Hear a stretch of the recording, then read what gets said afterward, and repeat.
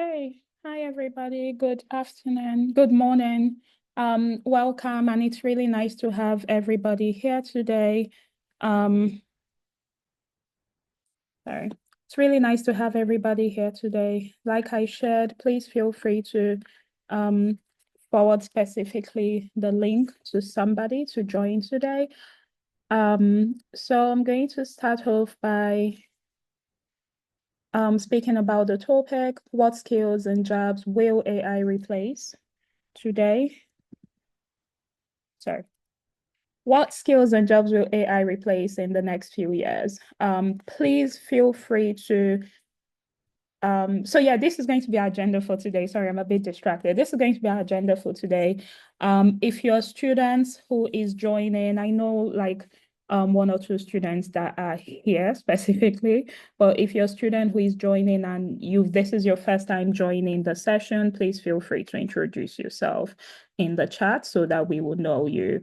And also please let us know like what school you're joining from. If you're like a JuCE mentor who is with a student, please also feel free to introduce the students in the chat, if that makes sense. So yeah, so this is going to be our program for today. We're running a bit behind time as usual because we have to give time for people to join. But yeah, so please introduce yourself. As you know, I'm Ada Okeke. I'm the founder of JuCE, and it's really great to be here as always today. So I'm just going to share a little about JuCE, about why we do what we do. Why is it that every 2 Saturdays, we show up to these sessions? Why is it important? So one of the most frequently asked question, if you're students, I don't want to put any student on the spot today, but if you're students, one of the most frequently asked questions that you get is, what do you want to be when you grow up? What do you want to study in the university? That type of question.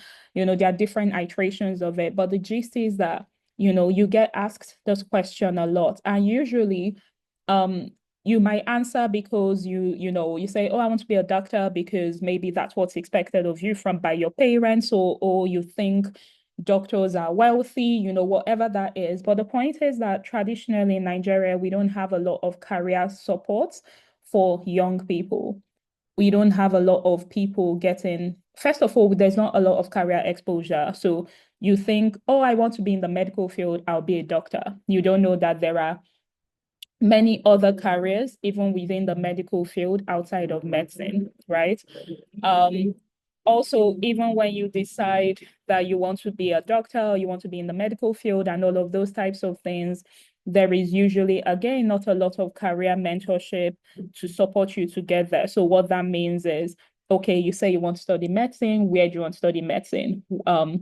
And then directing you and guiding you and supporting you. We do a few mentorship programs for some students. I think one of them is on the school. So the idea is again to hold your hand, to support you, to guide you, especially if you're going to study outside of the country, outside of Nigeria. There's a lot of like these essays and all of these admission essays and documents you have to prepare. So the aim is to support you in that process. And then of course, the last part of it is that there's not a lot of a lot of university preparation. The average Nigerian secondary school student starts preparing for uni by SS3 or SS2, actually usually SS3. And unfortunately, this is too late, again, if you're trying to access for scholarships and funds outside of the country. So the way to do it is to start early, to start positioning yourself, to start preparing yourself so that you can have the best possible opportunities. So that's what JuCE does. That's why we're where we are. Our mission is to see a Nigeria where our children's career paths are intentionally thought through, they're intentionally developed, and they're intentionally chosen. So you're not just doing a course because, oh, that's what JAM gave me, or no, I couldn't get into this course, so I have to do this. Maybe in future I'll jump to this. We want to avoid all of that and support you so that you can, explore your passions, explore your interests, explore what you really care about, and when we say explore, sometimes you explore something and you realize, this one is not for me. Or maybe I can just read on the side, but maybe I don't need to enter into a full-on career. So exploration is opening your eyes to all the opportunities there so that you can make informed career decisions. So that's what we're about.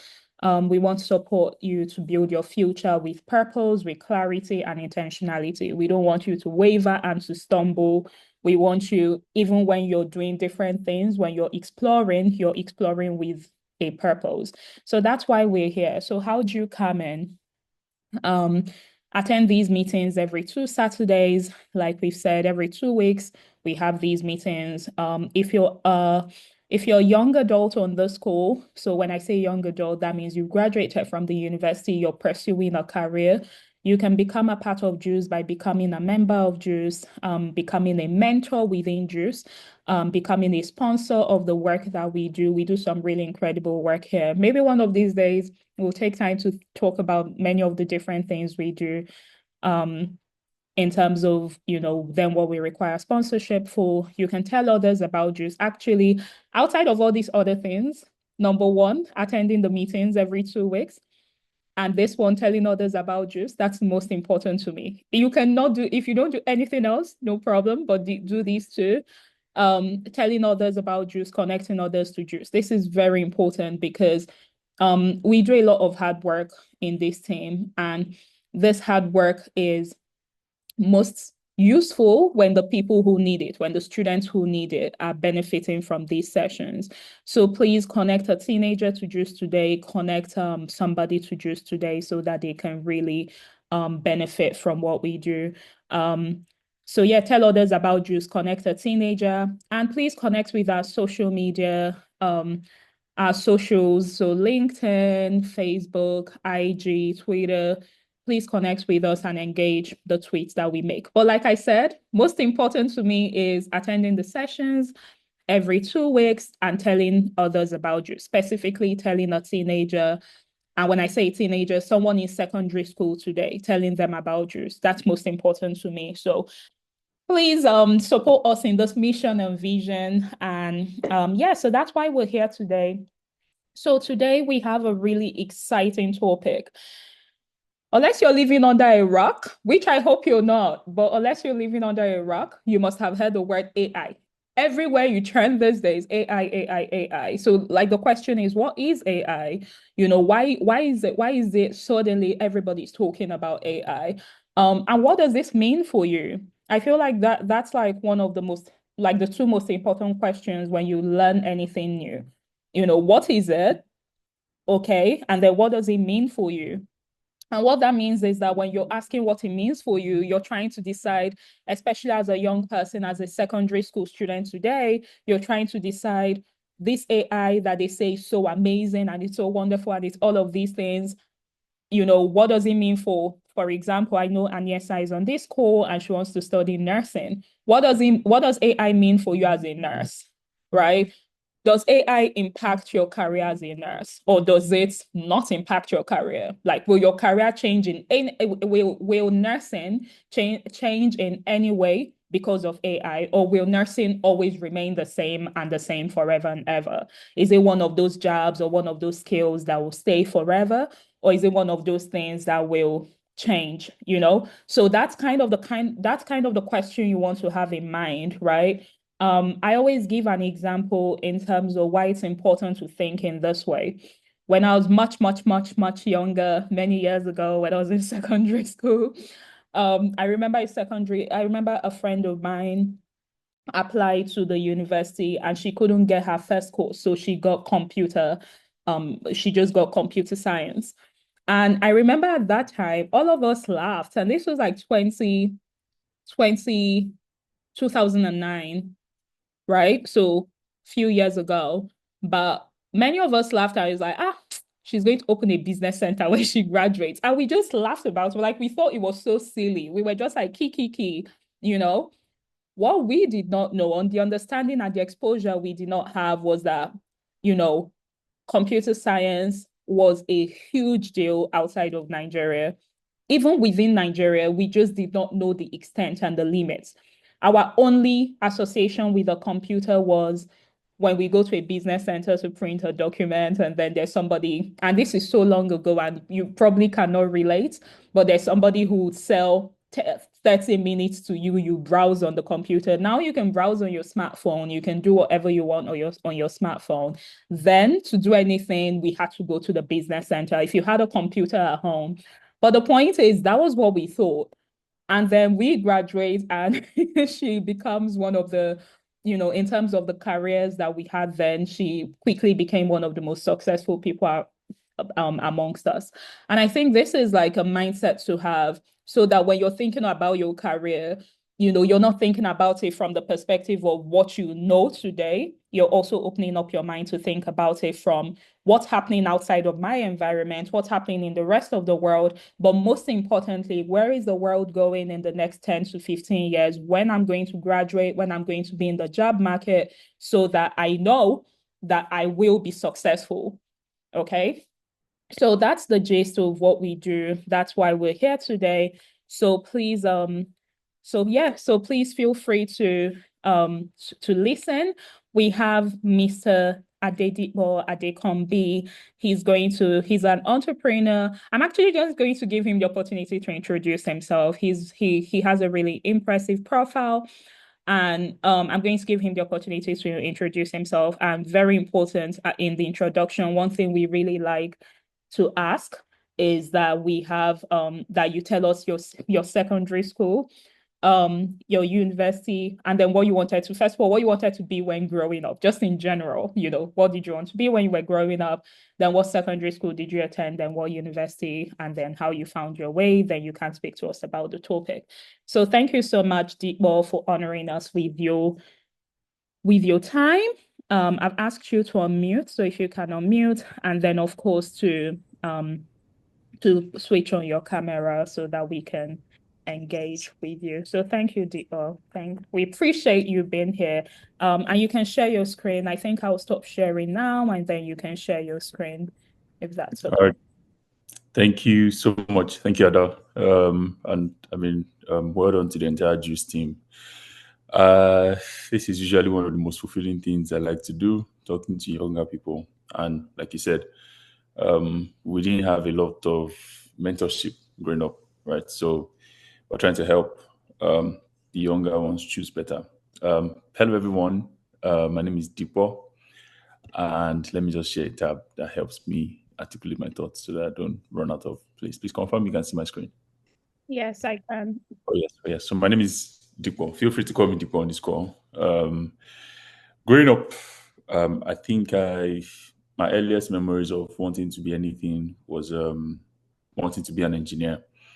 And it was because when I was very young, my mom used to buy me toys and I used to destroy them a lot. So they felt, oh, this boy is really inquisitive, likes to break stuff and know how things are built. So I always wanted to become an engineer. No, never wanted to become a doctor because I used to be scared of blood.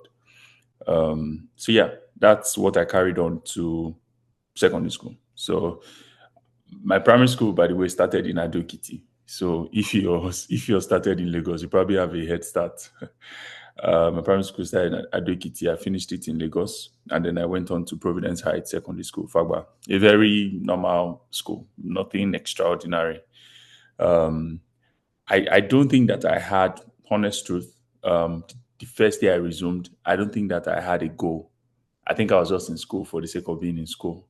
Yes, I had it in the back of my head that I wanted to be an engineer, but I never knew what tools I needed to become one. So I just went about doing stuff really. And then when I got to GSS3, they're like, oh, once you finish here, you have to choose that I want to go to science class. And then usually everybody rushes to science class because it feels like, oh, that's where the guys that are going to make it. That's where they go. And then I just went to science class. My grades were good enough to get me in. Um, I finished secondary school, went on to Covenant University. Engineering was what I wanted, so it was easy for me to put it down in my jam forms. And I never wanted to go to a private school. So, and that's probably the story of almost everybody that went to Covenant University. Nobody wanted to go there. My mom insisted I would go, and then I ended up going there. I got the course I wanted, electrical and electronics engineering. Um, but then when I got in, realized I needed chemistry. Chemistry was my nightmare in school. I struggled to pass it in school. So in WAEC and NECO, I had a D in only chemistry. And for that reason, I couldn't study electrical and electronics engineering. I was disappointed for like 5 minutes. And maybe that pointed to the fact that even though I wanted engineering, it was not that kind of engineering. I knew I wanted to build stuff, but maybe not like um, engines and pistons, right? So um, I had a 5 minute phone call with my mom. Governors University, there were no phones. I don't think there are still phones. So she calls and says, "Oh, the other result is out," and she was crying. And I'm like, "Okay, what are my options? Do I leave or are there other courses I can switch to?" And they're like, "Okay, MIS or estate management." It was the first time I was hearing both courses. Just like, okay, which one is shorter? Estate management was 5 years, MIS was 4 years. I'm like, okay, I'll go for MIS. I had no idea, but like I've always built this. There was always a resilient side of me that just kept going, right? Instead of just focusing on what has gone bad, I'll just keep going. So I studied MIS in Covenant University. It opened my eyes to a bit of computer science and a bit of business management, business admin. So we studied courses like computer engineering. Um, we knew how to code, right? Even though it was mostly manual. And at the same time, we had courses like banking and finance. It was very funny. And then accounting. So it was a bit of both. And then I graduated CU, MIS, and I vowed never to work in a bank. Like, never. It was so bad that when I got my first interview from the first bank I worked at, the first interview, I didn't even tell my parents. I forwarded it to my friend. I told him to go. So my friend went in my place, and then he almost got the job. And then I got another interview invite from the same bank, and then I went this time, and then that was how my career in banking started. Started from banking operations, went to commercial banking. You should know about the terms. So when I was just in the bank, but I was trying to find my way still. So I knew that was not where I wanted to be. I knew I wanted to build something. And at that time, I think I'd identified that I wanted to build businesses. So it was not, I wanted to build something. When I was young, I was destroying toys, but I really just wanted to build businesses. So every tiny salary I got, I would save towards starting a business or save towards starting something or registering a company. Um, I was in Stanbic for 6 years. Towards the tail end, I think I moved from commercial banking to experience product management for the first time. So Stanbic Capital was the first time I saw what product management was. But then moving to InterSwitch after Stanbic showed me that there were different phases as well of product management. In Stanbic Capital, because it was a commercial traditional bank, it was more manual, right? InterSwitch was now a little bit more fintechy. So I was dealing with mobile apps, and then from InterSwitch, I moved to Credit Direct, where I think I spent the longest time doing product management, building a mobile app that helps people obtain BNPL loans. But yeah, that's a bit about me on the side. So while I was saving and trying to build businesses, I was able to build Food City, which is a footwear startup brand, and then JuCE Africa, a healthcare startup brand helping people battling addiction, young people too. So it's a huge pleasure. And then I'm a normal human being, so I like football too, and I'm an Arsenal fan, and I like playing EA on the PS5. So I do normal things. I sing as well. I sing for fun. And yeah, I think I've captured everything that I asked for. Um, okay, I have another CEO graduate on the call. Hi, nice to meet you. So yeah, please, I would love to meet as many people as possible. So please, if you just tell me your first name, what school you're joining from, what class you're in the chat, just a brief introduction, because I want this conversation to be very interactive. I want us to talk. And I mean, I've titled my presentation today, Future of AI, what stays, what goes, what grows. And I think we have a sense of what we are going to discuss today, because I already spoke about it. So we'll talk about what AI is. We'll do some myth busting, what AI is not. And then, so how do we prepare for the future? And then what are the skills or roles that AI will replace? What are the ones that AI will never replace? And then what is that one critical skill I want you to take away from this call, right at the end? So the first thing is, what is AI to you? And in defining AI, I don't want us to use like the grandiose terms, the very complicated terms, right? So what is AI to you? One word, right? You can put it in the chat. Um, some people are scared by AI. They are scared by the sound of it. And I remember, and just to allay everyone's fears, this is not the first time computers are threatening the world this way. This is not the first time. I remember back in when I was in primary school, when I moved to finish my primary school in Lagos. My mom used to be a secretary, and at that time they had just introduced the Microsoft PCs at their place of work. Now there were people, were colleagues that she had that had gone to school to study typewriting. Yes, that used to be a thing. Like people used to go to school for 4 years to study how to type, right? Um, and then when Microsoft PCs came and everybody would type on their own, and there was an assistant that I will show you guys in a bit. Not many people on this call probably know. Um, there was Everybody was shivering, everybody was scared. Well, are we going to lose our jobs? Okay, so what happened to those of us that all we do is type? So this is not the first time that computers are threatening human existence. And for all the threats that computers have um, brought, humans are still here. People are still working and earning a living. So this is not the first time. It has happened before. It will come and it will go. And humans will still be here. And our job roles will still be here. So what is AI to you? I'm here to get um, responses. So yes, I know it is artificial intelligence, but what is it to you? So how do you see AI? Does it scare you? Is it a monster? Is it a ghost? Is it a friend? Is it a foe? So what is AI to you? Right? Technology that enables machines to simulate human intelligence and cognitive abilities. Yes, I like the big English, but I want to know what AI is to you. The first time you heard about it, did it scare you? Does it still scare you? Do you use it as a friend? Do you use it as a tool? Does it help you finish your assignment? Does it help you do the entire assignment? And maybe sometimes even submit it, right?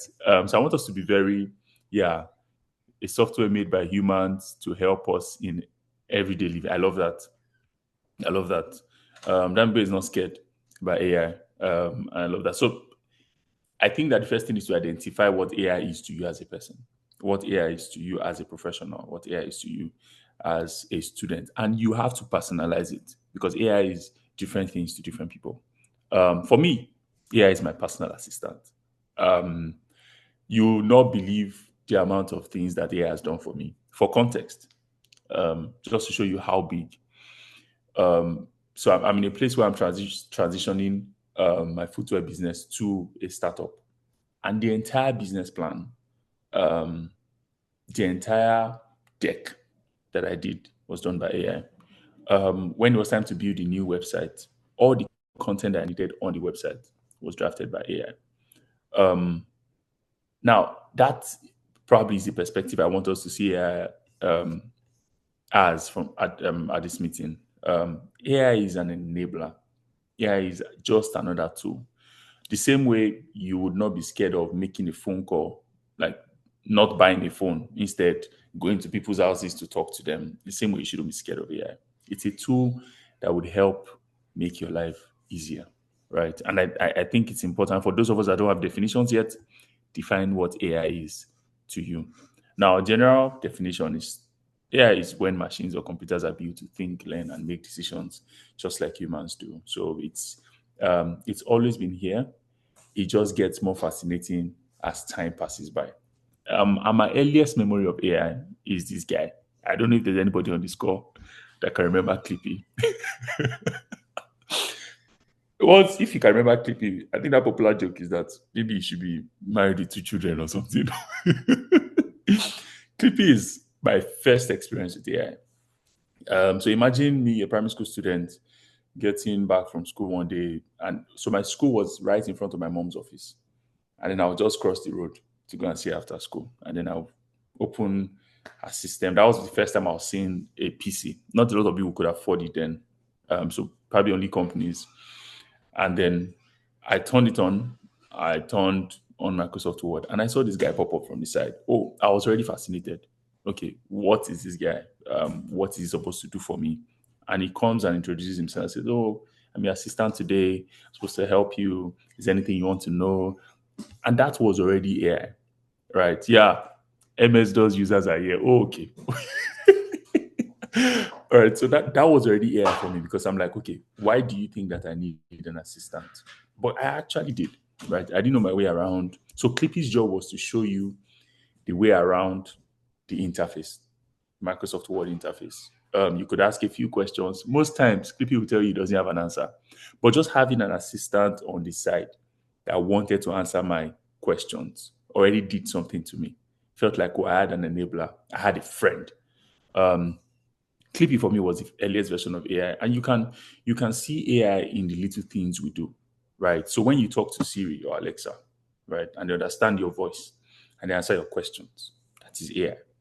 When you open your YouTube app and it suggests your favorite videos, and you're like, how do YouTube know that I like something like this? Just yesterday, I was talking to a friend, and she's like, oh, she just went through something, and then she opened her YouTube, and she was seeing videos that relate directly to it.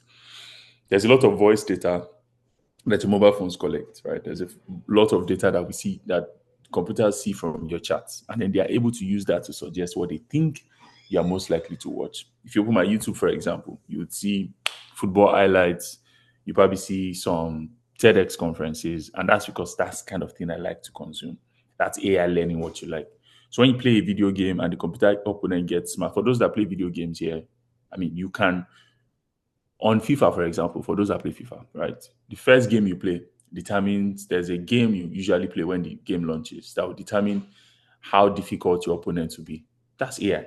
That's computer learning how you play, right? So how do you make passes? How many interceptions are you able to make? How do you defend? And then it's based off that is able to recommend your difficulty level. So I don't want us to see AI as this monster. It has always been here. It has just had tinier little expressions, right? And now that it is beginning to do really advanced stuff, humans are beginning to get scared. So let's first bust some myths, right? So what are the things that AI is not? So the first myth is, I mean, I wanted to put 10 of this on the slide, but I just had to consider time as well. The first myth is, oh, AI will take over all human jobs. Now, this has never gone away. It has always been here. First time I resumed my job I remember the first time I resumed my job at Stanbic IBTC. I was posted to a branch in Ogun State. Honest truth, I didn't have an idea what I was going there to do. I just knew I had to dress well and show up. So I dressed like a Covenant University student, and I walked into the bank. And everybody's like, is this guy from the head office? Because you know how we dress. T-shirts, tie, everything. Nobody at that point was wearing a tie at the branch. So they felt I was maybe some auditor from the head office. So they didn't attend to me for a long time. I just sat down there. They needed to make calls and confirm that I was actually a new staff. And when I got in, because of how young I was, how I dressed and how I spoke, I can remember the head of the branch then being scared that, oh, these are the guys that are coming to take our jobs. These are the computer guys that are coming to take our jobs. So the fear has always been here.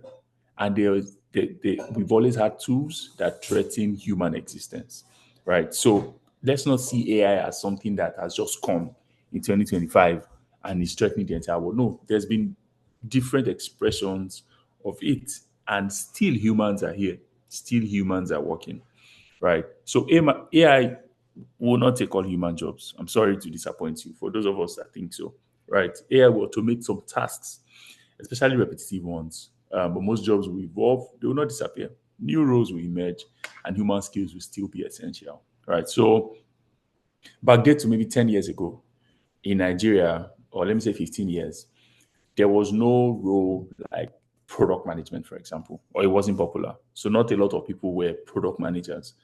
If you're in secondary school now, I know that you might have heard, I don't know, especially if you have like tech siblings in tech, you might have heard of roles like product management. Those roles did not exist 15 years ago. What it tells you is that work skills and roles are evolving a little bit faster because they are tools that now enable us, right? So with those roles come new technology, come new skills, and the new roles that people have to fill. So there will always be something on the table to allow humans earn money. AI is not coming to take all your jobs. The second myth is that AI can think and feel like a human. That's not even possible, right? Because AI works with what you impute.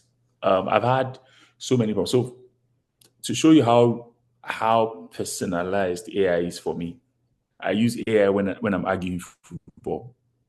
Yes, some people think I'm ridiculous, but yes. So on your WhatsApp, you can mention the Meta AI and ask a question.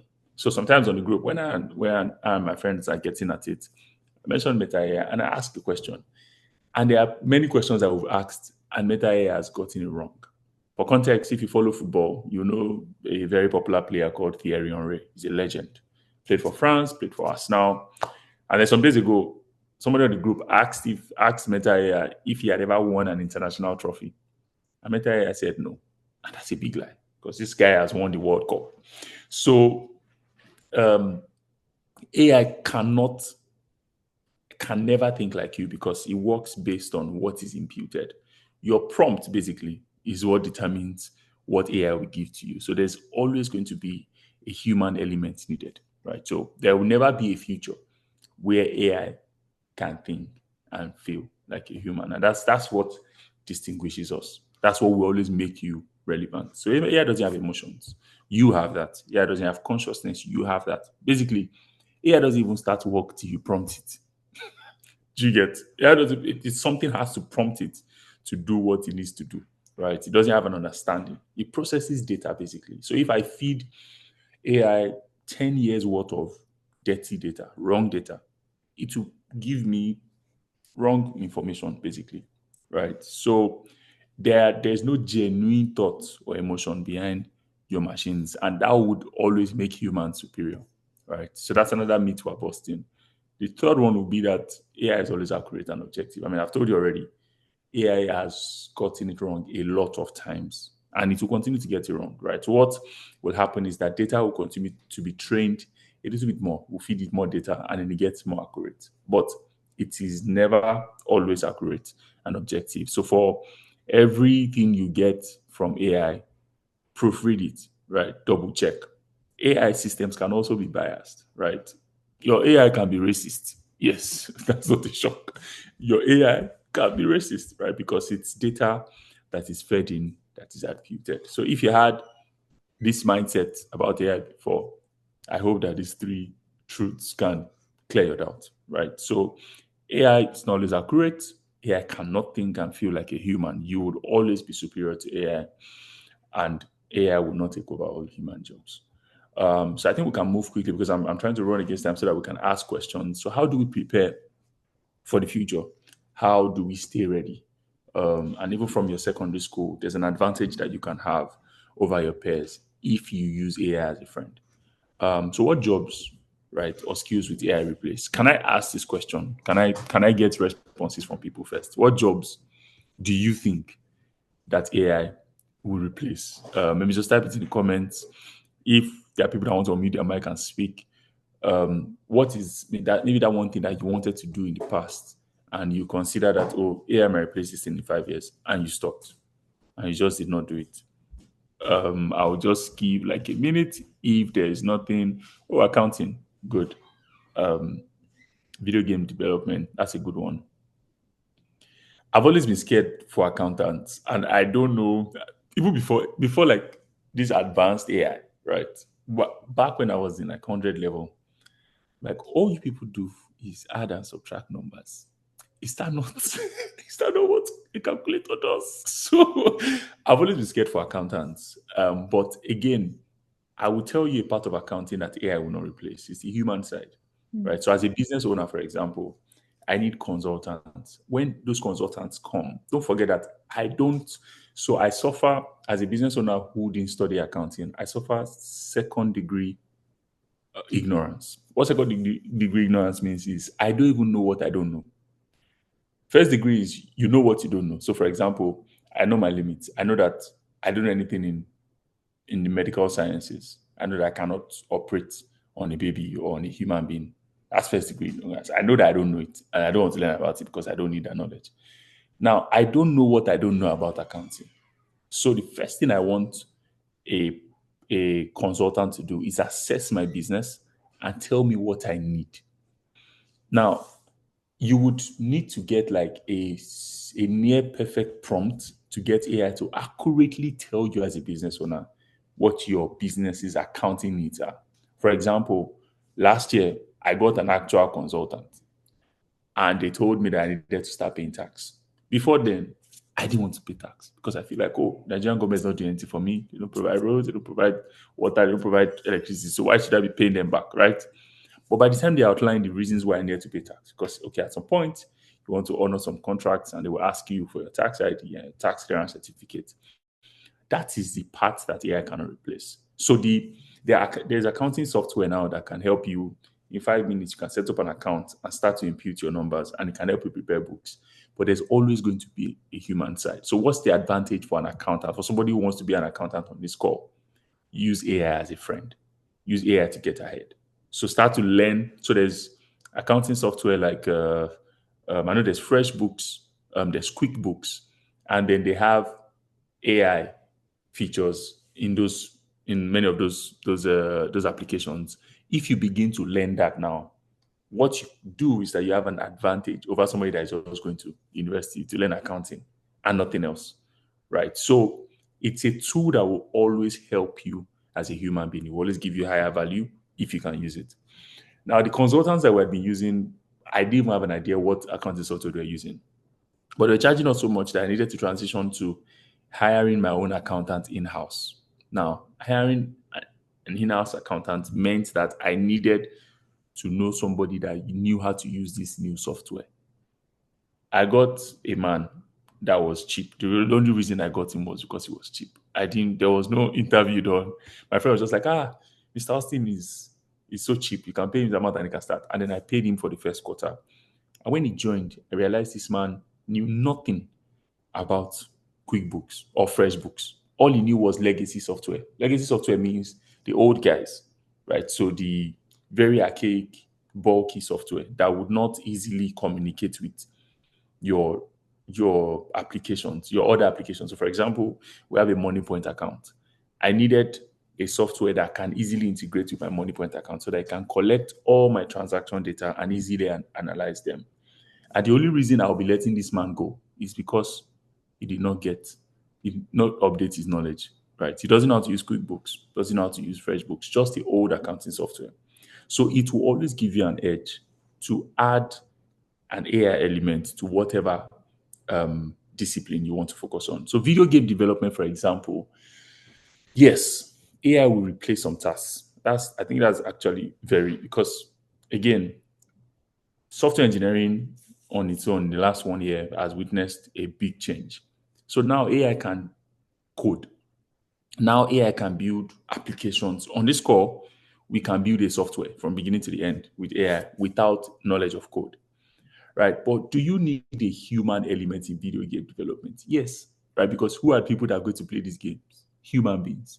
You need to be able to analyze what they like. You need to be able to analyze the good and bad parts of the game. So, for example, a typical example will be FIFA, right? It's now EA, and every other year, people are on Twitter complaining, oh, this game is the worst. The easiest version is the worst. But guess what? They still keep playing it. And every other year, they do record revenues. Why? Because they've found out that humans like challenges. The more difficult the game is, the more people want to conquer. So they take away easy elements every other year. There was a time when you could just defend with one button on FIFA. Now you have to defend with like 5 buttons, and everybody's complaining, but everybody's still playing. And that's the human side. Writing is another side that I've always felt like it was always threatened by technology, right? Because then it used to be a Google search. If you wanted to search, for example, website content, you could go on Google and say, oh, I just want website content, and then you will get a few recommendations and be able to put it together. AI has made it super easy now. I can come up with like content for an entire website. All the menus, all the pages, the footer, the header, the logo with just one AI prompt. But there's also a human side that AI cannot replace. Now, how do you know what kind of content works for your kind of business, right? That's where a human side comes in. How do you tell stories? AI can try its best to be human, right? But nobody can tell a local story like a human being, right? So, for example, if I had a startup that was focused on helping people, I have a startup that's focused on helping people with addiction, right? AI cannot tell the story, the African story, for example, the way a content writer would for a website, right? So, but would that content writer need AI as help? Yes. Would that content writer with the beauty or the quality of their job improve with AI? Yes. So, right, in all these things that we think, oh, they should go graphic designers, you need a human element as well. You need a human element. Basic customer service reps. So I think that for customer service, it's probably going to be the toughest one that AI can replace. Honest truth. And the reason is it's so dynamic. It's not you.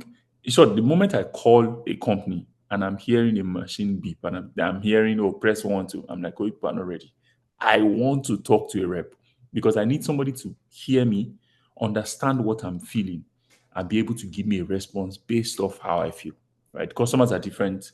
When I was in Stanbic, for example, I think the biggest thing I took out of Stanbic was how to serve customers. So I was in the branch and I was able to face like customers that had 10,000, 20,000, 50,000. I had some customers that had millions in their accounts. So you realize that these people have different demands. When I was in the bank, I'm sorry, but like the people that used to stress me a lot were people that had, see that 5,000. If you mistakenly take it and you cannot explain why you took it and why the money is no more there, you will suffer. They will spend, and they had a lot of time. So they will come and stay on the queue until they got an answer, they would not leave. The man that has 10 million, probably only, oh, he wants to come and do a transfer. He just wants to drop a sleep and leave, right? Because his time is maybe a little bit more valuable, right? So that is the part that AI cannot replace. AI is going to talk to these people the same way.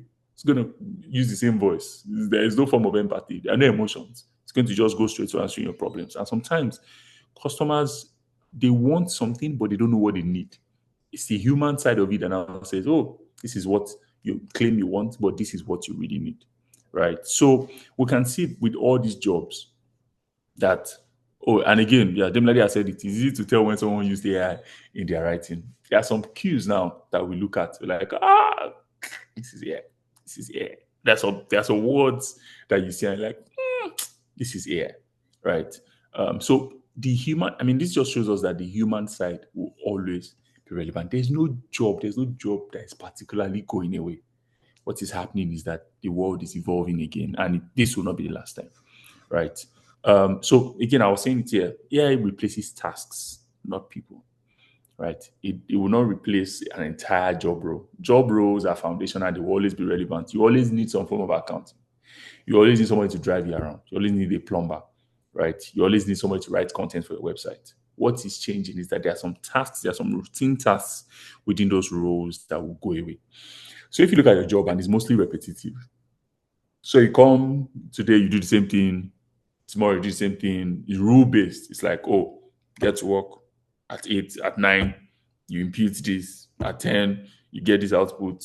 If it is um that structured, right? If it doesn't require any form of flexibility, no empathy, no judgment, no creativity, I'm sorry, but AI is coming for it. AI is going to come from the job. So that's what AI is really. AI is replacing tasks. So the way that content writers used to get content is changing, but content writers are not going away.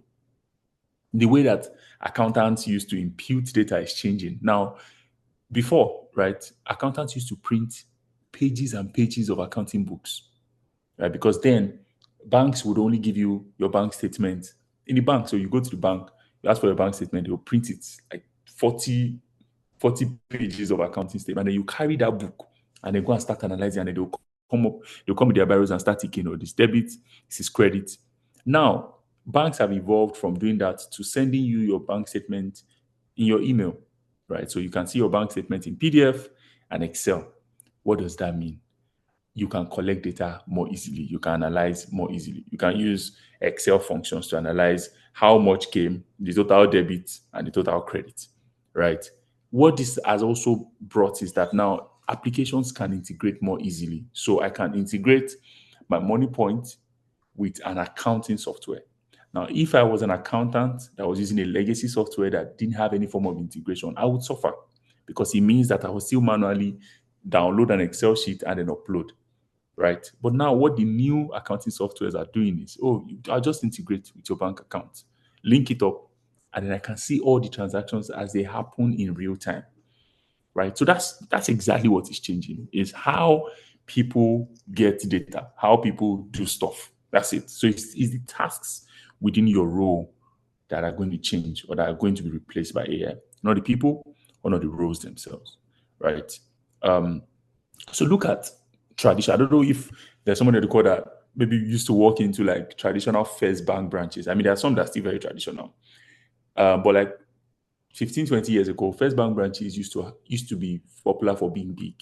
You enter a first bank branch, you might see up to 12 or 15 tellers. And what are those tellers doing? They're collecting cash and giving out cash. That's all. I just resume the money, log into my system. I have a profile. They give me a till box. I think that's what they call it. And then all I do is, you want to deposit, I collect. You want to give back. You want to withdraw, I give back to you.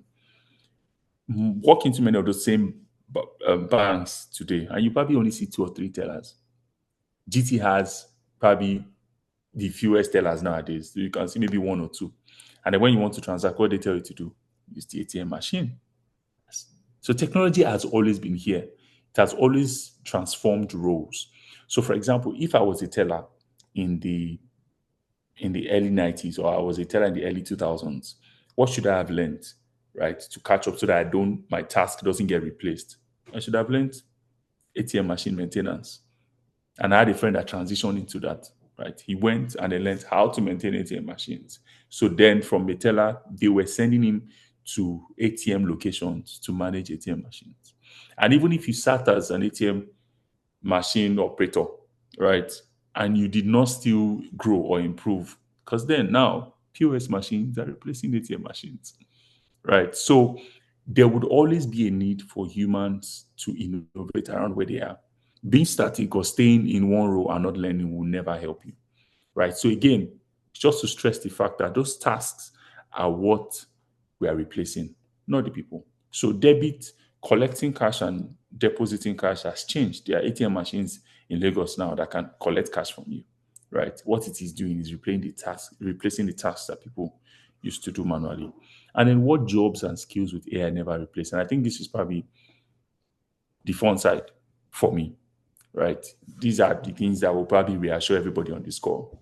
What are the things that I'm doing that AI would never replace?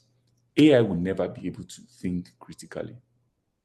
Everything that looks like, yeah, when you put a prompt on ChatGPT and then it's like it's loading and it looks like, this guy is really brainstorming. I'm sorry to bust your bubble, but it's not critical thinking. It's just analyzing data. That's all.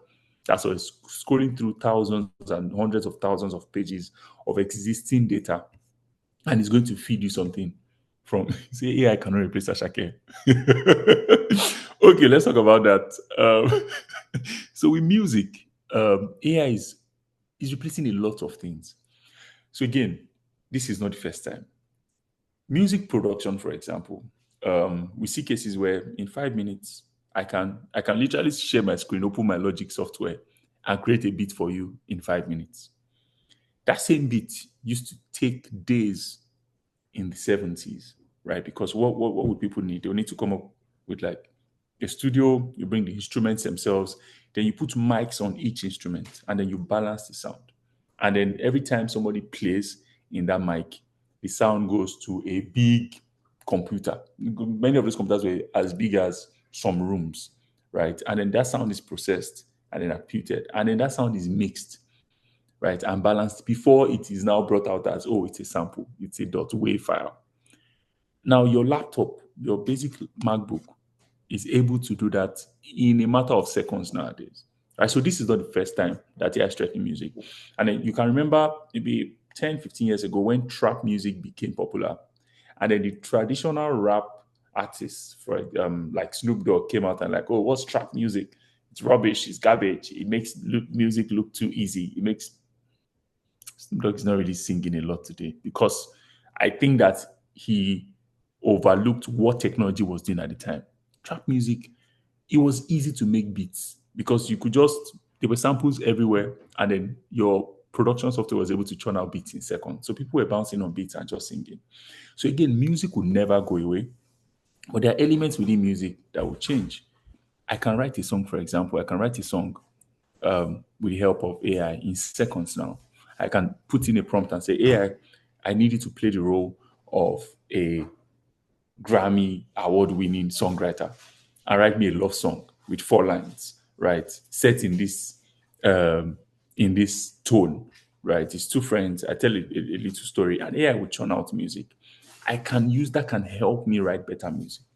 Musicians will never go away, but I can tell you for free that the ones that will not take advantage of technology, they will move out quickly, right? So, and I mean, I'm an Ashake fan, so I don't think that AI can really do what Ashake is doing. But AI, I won't be shocked if Ashake is using AI in writing. I won't be shocked, right? So that's the same thing. And in marketing, AI is also not replacing people because I think in marketing, the human element is very important. In short, in marketing, most of the work you do is analyzing your audiences. So, social media marketing, for example, Meta has changed the face of marketing. If you try to run a Meta ad today, so from the beginning, from the first screen, AI is helping you. So there are features where AI can help you with your budgeting, for example. AI can tell you which ad is performing better and and accord more funds. So, for example, if I wanted to run a Meta ad, my campaign could have 100,000 naira budget for maybe 5 days. But under a one campaign, you can have different ad sets, right? AI can tell which ad set is performing better by looking at the data. I mean, what's your return on ad spend? How many conversations have started from those ads, right? And based off that, AI is able to say this ad should have just 10,000 for now. This ad should have 50,000 for now. And then when those things change, right, AI is able to make a change. But who is the person that will go on that Meta ad dashboard? It's you. AI will never wake up one day and decide to run an ad for you. And guess who is feeding AI the data that it's using to process your ads? It's also you, right? Because at the beginning, you run an ad to everybody. And then based off people that maybe perform an action, right? People that click, people that follow, people that like your content, AI is able to now segment an audience, right, for you. So practical example, and this happened very recently. I'd been spending money on ads for like over a month. I've been taking a course on Facebook ad and TikTok ad marketing. And it's a global course. So like I'm learning new things. Um, and then recently I learned about audiences. And I'm currently experimenting an ad, right? A marketing ad. And it's already giving me times 5 what I used to get. Why? Because I changed the audiences. I realized that I have over 200,000 people have performed an action on my Instagram page before. I got their data and I'm now running the ads directly to them. What that does is it increases the chance that they will message me. They already like my brand. They've already done something in the past. So when they're scrolling through Instagram stories and they see a video from my page, it's easier for them to take action and they are paying more, right? So AI is also helping with that. AI is helping with audiences. AI is helping you with budgets. So imagine me saying, no, I don't want to use AI. I just want to use my traditional. Let me just be using, let me run an ad to Lagos today. Let me run an ad to Port Harcourt. I would be wasting a lot of money, right? So again, as AI replaced me, as it replaced the place of, as it changed the fact that I need marketing in my business. No, I still need it. I just need to now use AI as a friend. So think of how marketing is changing in the world today. Maybe 10, 20 years ago, it used to be about billboards. Everybody was buying a billboard space. Or if you don't have a billboard space, you cannot sell. Or where are the prime locations? So how many, how many customers are looking at this billboard? How much? I know there's a marketing term for like the amount of views on a billboard. That has changed now. Nobody's chasing billboards anymore. There are lots of people with Shopify websites that are spending millions of dollars on a monthly basis on Meta ads, right? So if you don't get with the times, you get flushed away. Once its technology is going, you will have to evolve, right? So we still need marketing executives, and this is a role that in time I actually want to outsource because it's a lot of headache, right? So you still need specialists in marketing. But imagine me interviewing somebody today and they're telling me that they don't know about meta ads or they don't know how AI makes their ads better. They are not getting that job. They are not getting it because AI has replaced them. They are getting it because they've not updated knowledge and they've not gotten with the times. Do you understand? So yeah, so critical thinking will never be a thing that AI can do. It will always just be able to analyze data and give you the best possible result based on the prompt that you fed it. Innovation and creativity would never be replaced. AI will never be able to sit on its own and say, in Lagos, we need to build new roads. AI cannot do that. AI can tell you how to, right? But AI cannot innovate on its own. AI cannot be creative on its own. And creativity is also subjective. What is termed as creativity in the US is even what is termed as creativity in Ghana or in Kenya, right? So that local or terrain expertise is where you have an advantage as a human being to now use AI to sharpen your skills or to make your answers more accurate. Um, Communication as well, emotional intelligence. This is your biggest advantage as a human being. The fact that you can see somebody and by the way they look or the way they talk, you can tell how to approach them. AI cannot do that. No matter how many times. So my AI, for example, has a name. I've given it a name. So when I talk, I'm like, hello, and I put the name. I put the name, and then my AI also knows my name. So he addresses me by name. And you can do that. You can configure your AI to actually address you by whatever name you like. When I talk to AI when I'm angry, and when I talk to AI when I'm not angry, you cannot tell the difference, right? Because it's just words I'm typing. Cannot tell, except I tell, oh, yeah, I'm in this mood. I need to address me. And come on, who is doing that? You as a human being, once you see somebody, you're like, when you see your friends sometimes, they're like, why are you angry? And immediately you know what to put on their table and what not to. There's sometimes that you want to change it for your friends, and just because of how they are feeling, right? Me, for example, your friend has just gone through a breakthrough, but you have something, not a breakthrough, a breakup, sorry, and then you have something that you want to discuss with them. You can say, okay, because of that, the person is not probably in the best of moods. I can approach them differently. Emotional intelligence, AI cannot do that, right? That's your advantage. AI will never be able to communicate better than humans, right? For if you always are literate about tech, right, and the digital space, you always have an edge.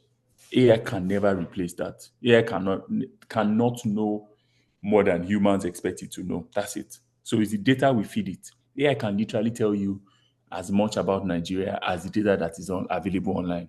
It's never good to be able to monitor things on its own and then give you an output, right? Entrepreneurship as well.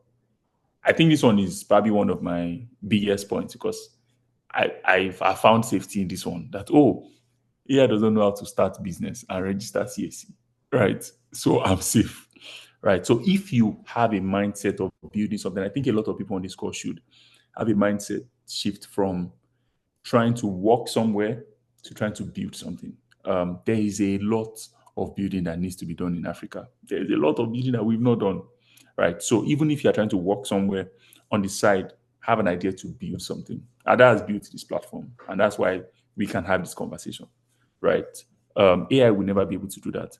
And then lifelong adaptability is something that I think AI can never replace. So if you are a human being that always adapts to changing times, AI can never replace you. AI can never. If you always adapt and use everything to your advantage, I use everything as a support tool, AI cannot replace you. Right. So what are now those jobs that we feel like, again, I'm in 2025 and I'm speaking from knowledge that I have now. There might be an innovation in 10 years that maybe will replace everybody here. But as of today, I can guarantee, and maybe for the next 10, 20, 50 years, AI will never be able to replace entrepreneurs. It will never be able to replace founders. AI will never be able to replace educators or teachers because there's an element of emotional intelligence that is required, right? There's an element of empathy. There's an element of flexibility that is required to be an educator or to be a teacher. Now, AI could have helped me prepare my presentation today, but AI couldn't have delivered it. AI couldn't have spoken about Ashake in the middle of a presentation, right? So those are things that AI will never be able to do. AI will never be, I mean, nobody's going to ever carry their child and say, oh yeah, I'll give it to machine to operate on. No, especially Nigerians. It will probably be the last set of people to try it. So AI will never be able to replace healthcare professionals because it's such a dynamic role or skill to have, right? And it's very, I mean, one little mistake and the life is gone, right? So AI will never be able to. AI will enable it. So there are machines in the healthcare sector today that help people find out things. So in the past, for example, you couldn't tell if, in short, in the past, in the very early days, women used to die from childbirth, for example. So child labor used to be something that used to kill a lot of women, right? Mortality rate was high. Technology has helped doctors or people in healthcare detect or help women a little bit more, right? Malaria used to be something that used to take lives. Technology is what has helped, right? So now with one machine to your head, remember during COVID, that gone, and they will check your temperature and tell you, oh, you're COVID positive or negative. So technology has really helped that sector as well, but it cannot replace them. Also, skilled labor professionals. So your plumbers will never be replaced by AI. Your electricians will never be replaced by AI. Those guys will always be important. Artists, designers, musicians. I mean, in the last month, everyone has been using a version of AI that generates animated pictures of them. Right? And it was like, oh, what's going to happen to graphic designers? I'm sorry, but you're not going to ever not need graphic designers. No, AI is never going to give you all the images you like. And even when you check those images, you can tell which one is AI, right? So my fastest cue, even though AI is beginning to find a way around it, used to be to look at the fingers. The fingers never really looked alive in AI generated images, right? So you will always need graphic designers because again, most of us suffer second degree ignorance. We don't know what we don't know. A graphic designer will tell you the things that you didn't even know that your business needed, right? So those professionals will always be relevant. And then there's an element of storytelling in arts that AI cannot replace. I could draw a I could draw um, a sunset and tell a story around it that AI cannot tell, and draw it in a way that it relates to a Yoruba person, or it relates to an Igbo person, or it relates to a Hausa person. AI cannot tell a story that deeply, right? So these guys are always going to be relevant. Musicians are always going to be relevant. I mean, I have a friend who plays around with AI music a lot. So he I think one time he did a project and he told AI to come up with a trap song singing about all our classmates in school. And we actually had this audio out on the WhatsApp. Everybody was laughing, but we knew it was AI instantly because the things he said about us were not even accurate, right? And he didn't say it in the way that we knew those people. So there is always going to be your Ashake is always going to be relevant, right? Your music producers are always going to be relevant. Your stage performers are always going to be relevant. Also, leadership roles. There will never be a place where AI replaces your CFO. There will never be a place where AI replaces your CMO. AI will make your CFO's job better. It will make it more accurate. It will make it faster. You will make it. And I think one thing that we should also take away from this is that AI is a leveler.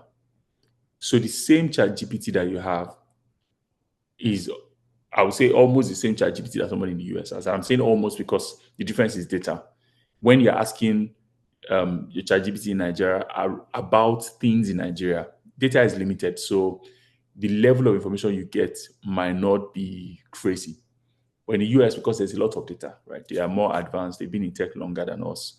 You might get more detailed information, but it's the same thing, right? So I can find out about um, the history of France from Nigeria, and somebody in France finding out the same thing will get the same response. So it's a leveler. You can literally find out the global standard.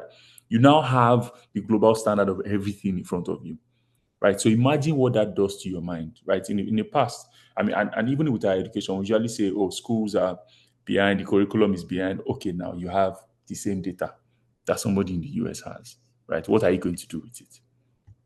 Um, and then skilled craftsmen. So people like your tailors, for example, women are never going to say, oh, I need a ready-to-wear piece today. Can AI make one for me? No. You always need to call your tailor, right? What your tailor now needs to do is to use AI to improve our business, right? Use AI to build your website. Use AI to do our marketing, to reach our customers on social media instead of hanging clothes outside our store, right? But those people will always be relevant. And the people that get ahead will be the people that change quickly, right? They're able to adapt to the new trend. I hope that I am not. Wait, please, Ada, if I'm ever shooting way beyond time, please just No, we no. are a bit, especially because we want to also give opportunity for questions. But Oh, okay. yeah, but you can go ahead. So. I'll just take 5 more minutes, right? So the last thing I want to talk about, which I think is really important, is AI prompt engineering. So now that we have all the answers we need in one place, what skill do you need as a user to get ahead? It means the basic skill is that you need to know how to ask questions the right way. That's all. That's all. And that's what AI prompt engineering is. Forget all the big English. It's simply the skill of learning to ask better questions. So instead of saying, ChatGPT, today, come up with an Instagram caption for my product, I want to say, oh, I want you to play the role of a social media management expert for an e-commerce company. I need you to come up with catchy captions for my hair care product that will convince my customers to make a buying decision. So that's all we need to learn now. How to ask the right questions. If you're in accounting, if you're in engineering, if you're in the medical field, how do you ask AI the right question so that it gives you as close a perfect answer as possible, right? And this is something that I think everyone needs to learn. You can take courses on this on Coursera. There are free courses on Coursera. So there's a website dedicated to this. There's learnprompting.org, right? And if you visit that website now, you can start a course right away. There's Udemy as well. There are courses on Udemy. There are courses on Google. So this is, I think, what will change how you work, what will change how you see AI. The more you learn how to ask AI the right questions, the more accurate answers it's able to give you, right? So you can pen it down. This is something that within the next 1 month, read up about, learn about it, and learn how to ask the right question. So this really changed my life as a business owner in the last 1 month. Why? Because I started to use AI to write the captions on my ads, right? So when you're creating a meta ad, you can put a picture or a video or upload a catalog, and then it will ask you for a caption, like primary text. And then I got a prompt that helped me generate the best caption per product, right? What will literally make somebody click on your ad. And that has changed. It has increased my return on ad spend by a lot, right? So this is what really will change the game for you. So instead of saying, no, tell me about Nigeria, I can say, oh, explain Nigeria's history to me in 5 key events that a 12-year-old will understand. That way AI knows, oh, I need to break down information. And I mean, everything I used on this slide, all the content I used on this slide, right? They're AI generated, completely AI generated, right? And I did it to show you guys that, okay, AI has helped me better my presentation skills, but it has not replaced me, right? So all the content I've used here, completely AI generated. And when I was generating it, I said it specifically that, oh, I'm speaking to students. So make it as easy to understand as possible. So you check, you see that most of the slides don't have like big tech words or big advanced words, right? So the communication is simple. So this is what will be the game changer: how to ask the right questions. And I'm willing to take questions on this if people have any questions. So in conclusion, right, I need everybody on this call, please see AI as a co-creator, not a competitor. Some of us are fighting AI. It's like, in this business, is either me or you, say, ChatGPT, you will not take my life. No. It's your AI is literally your guy. It's your co-creator. It would only make your life easier. And that's why I said, personalize it. Make it a friend, not a foe. Give it a name. If you say, oh, I want to be calling you Ugo Chuku, that's the name. That's the beauty of machines. They will take on whatever identity you give them. AI, I want you to know that you are light-skinned and you are short. AI will take on that identity and will relate to you like a light-skinned short man, right? So personalize it. It's your friend. It's not an enemy.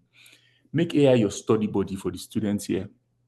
Don't make it a substitute. So don't say, yeah, today My teacher gave me this assignment. I need you to do it and turn it in 5 minutes, and then you go to sleep. And then you bring, and then you come, and then you copy and you paste. No, it's not. AI is not here to replace you. It's here to make your work better. So when you get data from AI, look at it, reanalyze, check, and make sure that it's correct and it's complete and it relates to your scenario, right? And please, I also always advise people change some words. I think it's mental exercise, and I think it just makes people feel like you put in more effort. So don't completely copy everything because, like Demlade said, there are words that we look at, there are keywords we look out for now, and we can tell that your work is AI generated, right? Find some synonyms, replace some sentences, add some things, right? So it's not supposed to completely substitute you. And then make AI your personal tutor, not a know-it-all. So this is where you have a chance to correct AI.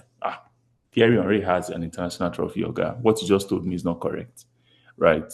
Analyze the information that AI gives you and then realize that this guy is just here to help you, right? And I think if we take that out of this call, that would have been, if one person takes this out of this call, that would have been a successful meeting for me.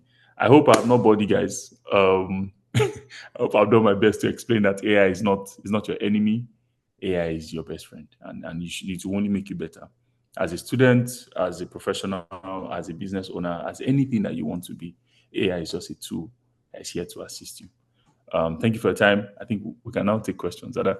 Yeah, no, well, first of all, thank you so much. This is so enjoyable. I had such a great time. Thank you. And I always advocate for these calls, even like for other mentors to join, parents and teachers, because these are things that are pertinent, not just for the students, but even for a parent. Like I imagine if there's a parent on this call, this is even pertinent for them in their work and in their support of their children as well. So thank you so much for this. I'm going to go straight into questions. I think Oluwadamidipe has been very eager to ask a lot of questions.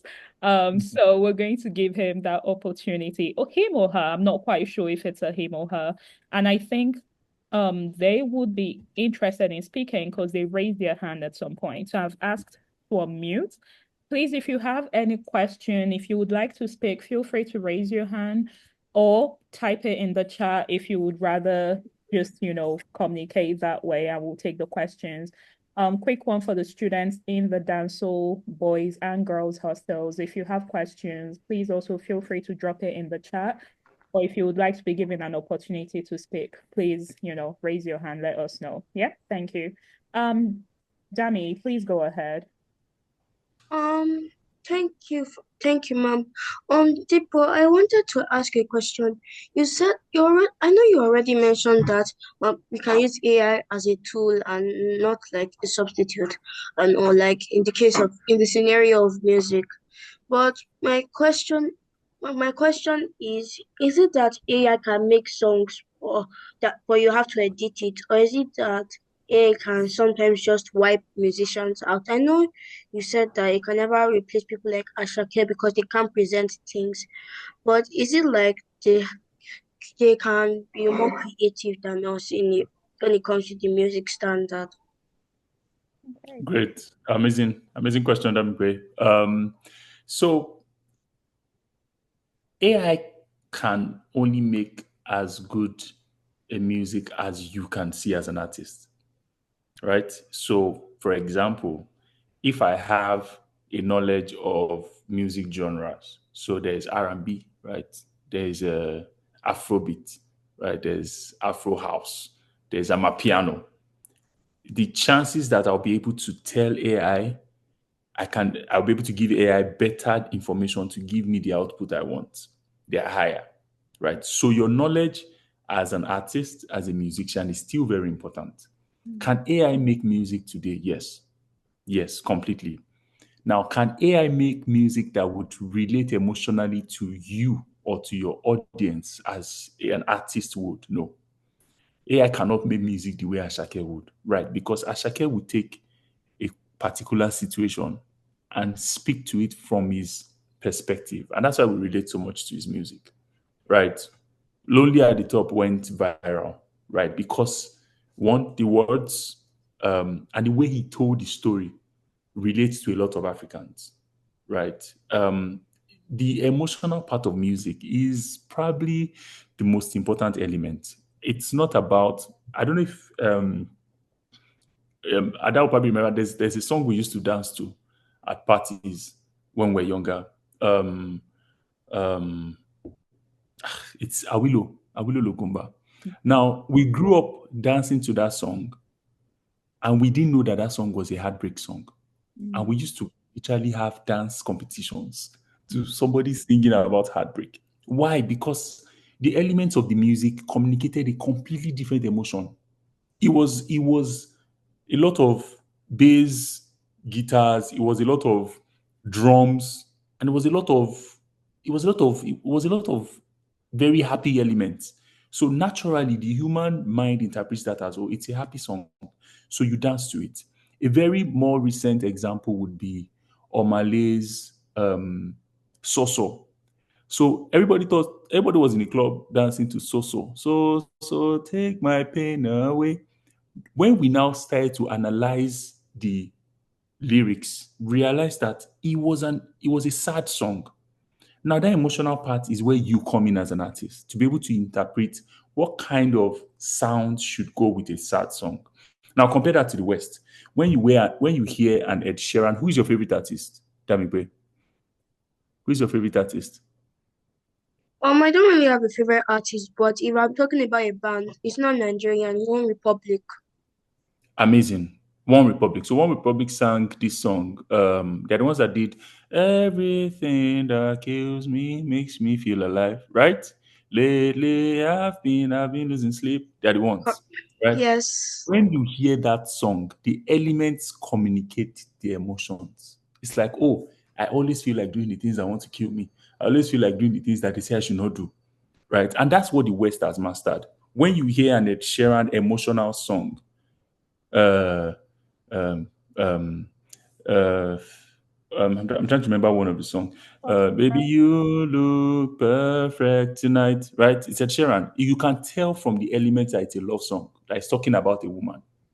That is what AI would never be able to replace, right? The human connection. Can AI make music today? Yes. Can AI make beats for you? Yes. You can put in a prompt and it will generate depending on your chat GPT subscription. So there's a basic level subscription that doesn't allow you do a lot of image generation or like media generation generally. But there's an advanced subscription that can generate music for you. But can AI also go on a stage and perform? No.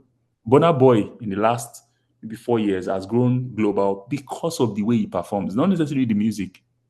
It's not the songs. There are people that have had bigger hit songs than Burna Boy, but he will go to France today and fill out a stadium because he will add elements to his performance that the crowd did not expect. He will add elements that the crowd did not hear in the original music, right? So the human side of a musician is very important. Also, you will realize that there are some musicians that you follow just because of their identity, the way they are. It's not about the music. It's just the way they are. One of them, a very local example, is Sheyi Vibes. I would never be able to relate to his music, but people follow him because of his identity.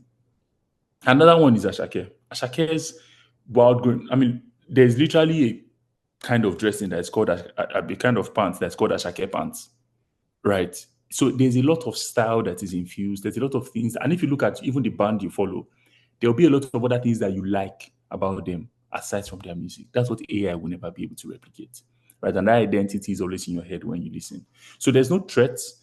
Can AI help you become a better producer, a better musician? Yes, right. There are tools today that use AI to generate music, to generate sounds and backup. But as an artist, you are irreplaceable. Hmm? I hope I answered your question. Thank you, Deepa, for that.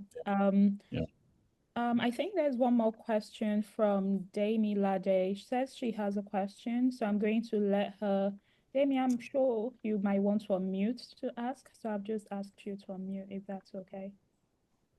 Yes, thank you very much, Ada. Thank you very much, Dipo. So my Thank you. question is, how do we avoid over reliance on AI? Mm. Because I write a lot, I do a lot of writing, and at some point I realized that at the slightest thing, I'll just go to ChatGPT to just check what I want to write to help me. And I I had to like call myself to order that AI is already replacing my ability to think independently. Mm. And I know it's not just me. There are times where, and because I write often and I've used AI a lot in my writing in the past, I try as much as possible not to use ChatGPT anymore. I can now tell when something is written with AI, even down to like an Instagram caption, Mm. LinkedIn post. Like I can just tell like the way the whole thing is structured. And it just shows me that people really rely on AI for like the slightest thing, as little as an Instagram caption. So how do you get to that point whereby you are balancing the use of AI in your work to deliver excellently and also meet up with the demand of the society, and also not being and also not relying too much on AI, and so that you can think critically on your own? Yes, so that's my question. Sorry, Thank you. if I could Okay. add to that question, because I love when our mentors join. Demilade is a mentor on this Oh, nice. issues. But I always try to relate it back to the secondary school students. How does a secondary school student avoid taking an assignment, putting it into Chat GPT or Gemini or DeepSeek, and then regurgitating it? Because how do they stop that over reliance? Because maybe sometimes they would be correct in the sense that AI would give the correct answer. Maybe and maybe maybe on an essay question, for example, because I'm actually going to give this example because it's very pertinent for JuCE. Last year we ran an essay competition. I'm going to be Mm. speaking about another essay competition later now, but we ran an essay competition, and um we got, I believe, 9 entries, and 8 out of those 9 entries were all AI generated. We did Mm. not need rocket science. We did not need any higher learning to know it, right? It was only one person, I believe she's even on the school, who told the story from a personal perspective. And because she told the story from a personal perspective, we did not, for us, that was the first, the best, the highest ranking essay, right? Mm. Because she spoke personally. The other essays were very, we said, tell us why you want to do this. It was an online course we were going to sponsor. We said, tell us why you want to do this course. No, tell us why this course is important and why for you or something. And it was, oh, leadership is the definition of this. What are the types of, like, just copy paste, nothing Yeah. wrong with it, but, and it answered our question. But, and you could see that even the element of why is it important to you was 2 lines at the bottom, because that was Mm. part of it that AI could Mm. not regurgitate for them, because that's a personal experience. Mm. The other young woman or girl who wrote, she wrote about a very personal experience about dealing with like a skincare issue, which, as a young girl, as a woman, as a human, in fact, you just automatically relate to something that threatens your security and stuff like that. Yeah. So please speak on that, because we're going to run another essay competition for our boot camp. I'm actually going to share about it soon. And what I don't want is ChatGPT essays, because I'll not even bother reading it this time. Yeah. Yeah. Thank you. I think it's a huge problem that I think it's not just it doesn't I think it's a bit more unfair to content writers because basically what ChatGPT does is write content. So you'll feel like 90% of your job is being replaced by a machine. And it's a global problem. Um, and it's a problem that's even been um, addressed by the providers of the technology. But usually, what I ask myself usually when I'm engaged in any project and I've used ChatGPT a lot is where's the human side? That's usually the game changer for you. Where is the human touch? That's what would, again, like you said, you can tell that a lot of content that we consume is already AI generated. So to get to a point where the people that really stick out are people that know how to add the necessary human touch. So, for example, when I was preparing this presentation, it was easy to churn out a lot of data. The human side for me was where I got to ask people, what is AI to you? AI did not tell me to do that. AI did not tell me to add that to the presentation. The human side for me was that first question, what is AI to you? And I think in our assignments as students, in our professional jobs, in writing essays, we always have to place an emphasis on the human side. What strengthens the human side is little exercises. So AI has used the word um, technical. What can I use as a synonym to technical? What other word can I use? AI has written this sentence this way. How else can I write it to still convey the same message or even convey a more human message? How do I edit this line to personalize it to my experience? I think that's one thing that we have to consciously do. It's difficult, right? Because AI just basically makes your life easier and then it dumps it to you. But there's always going to be a need for the human touch. And that's why we've said AI should be a partner, not like a substitute. So it's me and you doing half and half work. It's not you just doing all the work for me, right? So let's ask ourselves that question: where is the human touch? To make sure that this happens a lot more often, it means that we might need to consume information other than the one we get from ChatGPT. So maybe read more books, right? Have more conversations, like read human conversations. Is significantly more difficult to read nowadays because AI already has all the books in the world in one place, and all you have to do is fetch the one that you need per time, right? But we would have to have more ways of digesting the information. I think that's what helps us. Okay, so YouTube videos, right? Watch real life experiences of people. Be able to tell a story. Be able to tell a story. In short, what half of what the world does now is actually tell a story. Look at all the founders, all the tech founders. That's why it was easy for a lot of people to start businesses and then raise investments and not deliver. Because I can tell a story and say, oh, I'm building the biggest bank in Africa and I'm really trying to bank the unbanked. We are not banking any unbanked. Me and you know. Right. So learn to tell a story. Add a human touch to every single project you get from ChatGPT. Is it music? Is it an article? Is it an essay? Is it a presentation? Always add your human touch. That's what sets you apart. It's not everybody can. What it means now is that everybody can churn out data.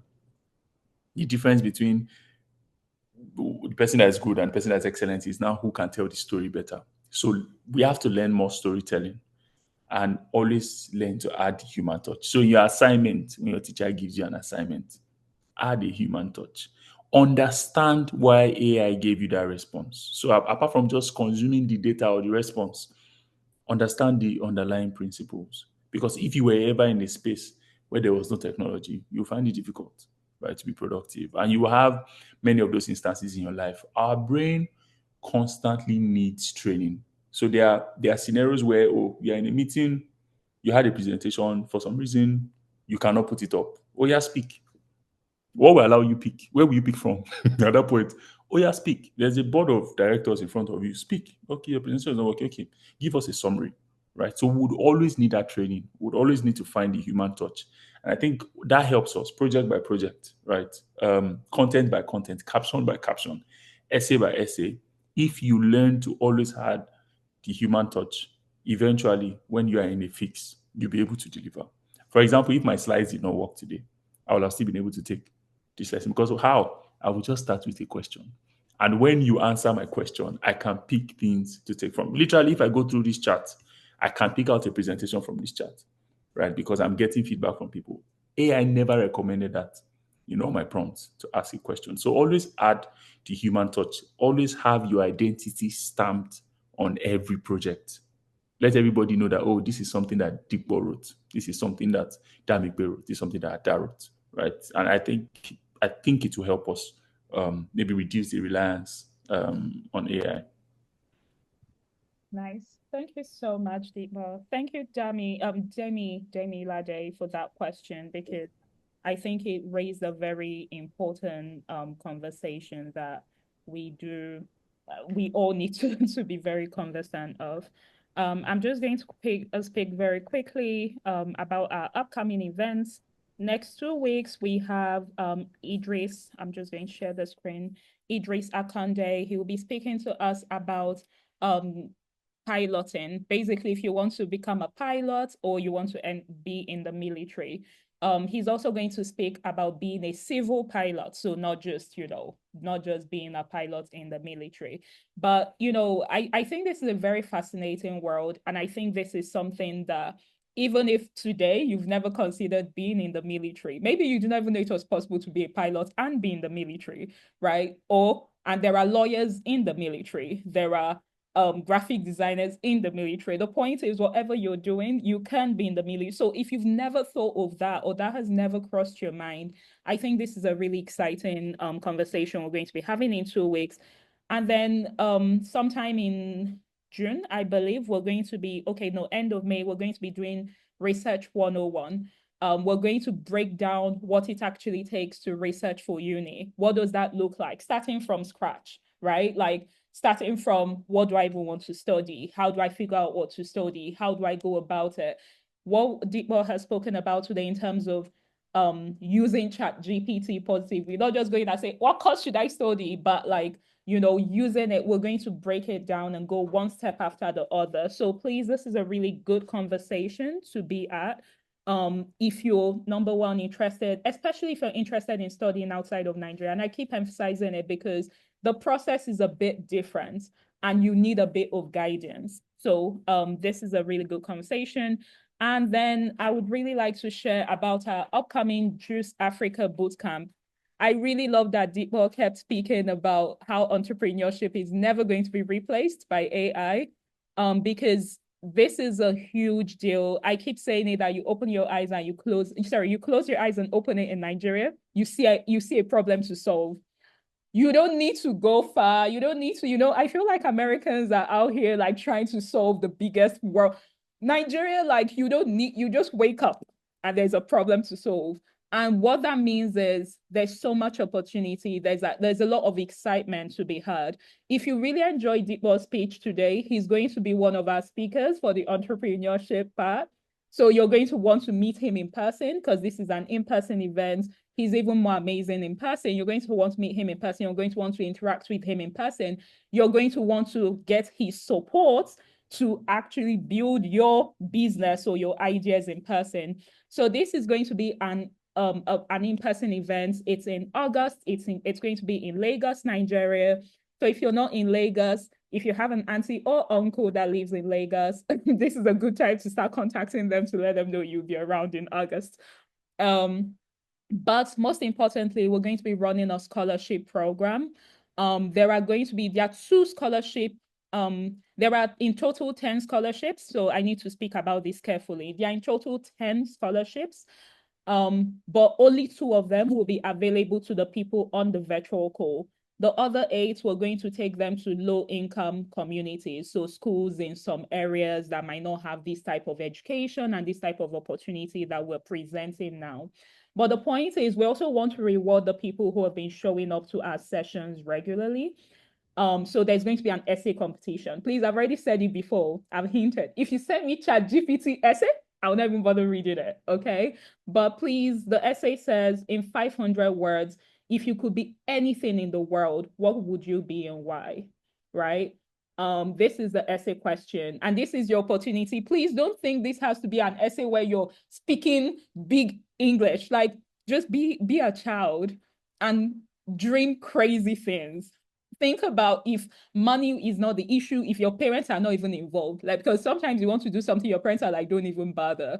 If your parents were not involved, if you could be anything, what would you be and why? But just to sell the bootcamp itself, we're going to be having talks on robotics and coding, leadership and problem solving. Deepa also talked about how leadership is something that is never going to go extinct. Problem solving, being able to think, creativity, critical thinking, it's never going to go extinct. Entrepreneurship and social impact. What we're doing today is about social impact. These are things that are never going to go extinct. Communication and presentation, being confident, I asked any questions today and it's only one student that has spoken. But being confident to just speak in a setting like this and not being embarrassed, knowing that nobody is going to beat you. And even if you ask a question that you think is silly, that it's the silly questions that provide the most interesting answers, you know?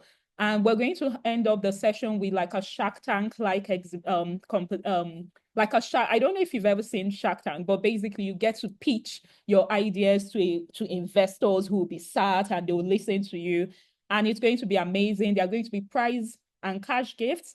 So you want to be, first of all, even if you don't win a scholarship, but you're on this call, you want to be there. Okay, it's going to be happening in August. We're going to release the flyers. For the students in Danso, we're going to approach your school and share the flyer with them so that they can share it with you. It's going to be 1 week of a lot of fun. We want to avoid students copying notes. I really hate the idea of summer lesson where you're copying plenty of notes. It's going to be doing, and it's going to be a lot of fun. So please save that.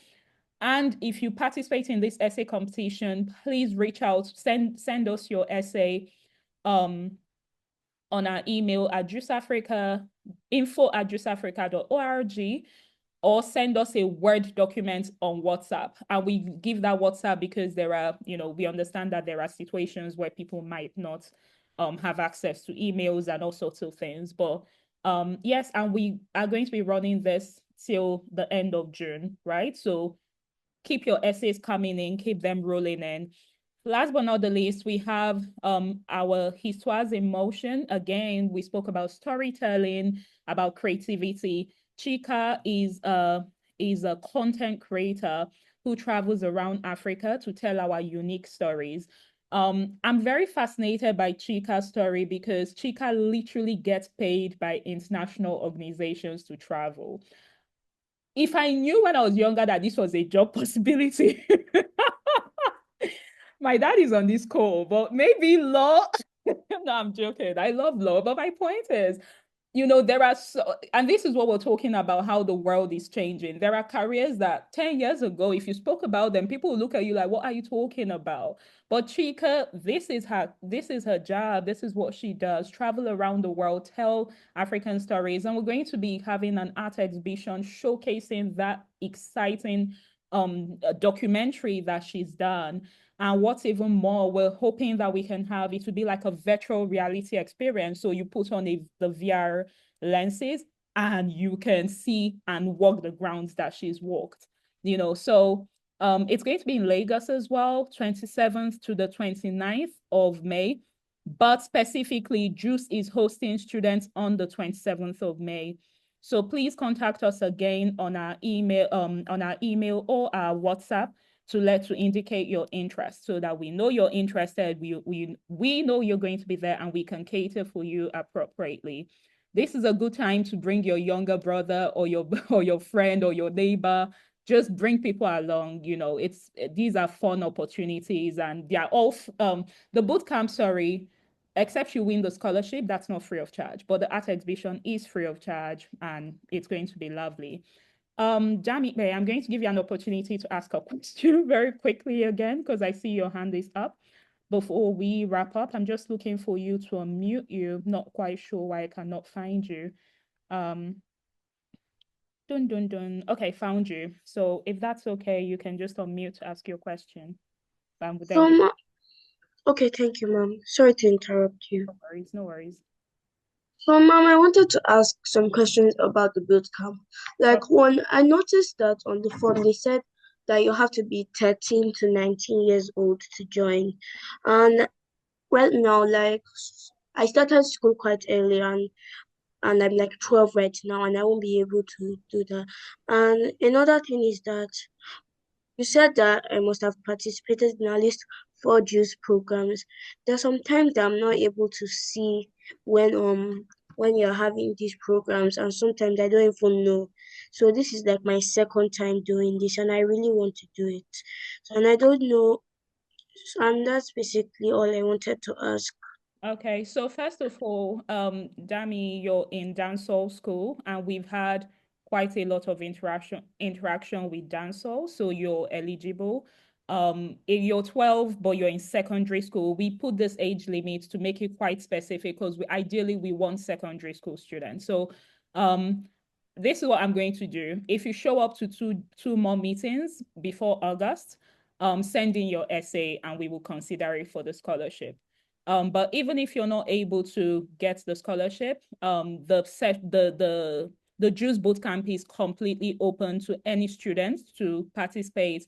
We will leave it open till we have 50 students. We don't want more than 50 students because we want it to be very interactive. We want the students to be able to interact with the people, like the mentors, like Deepball, ask him questions, go to him one-on-one. We don't want it to be, so we're going to leave it open till 50 students. It's going to cost 50,000 Naira without a scholarship. If you get a scholarship, then it's completely free. All you have to do is to show up.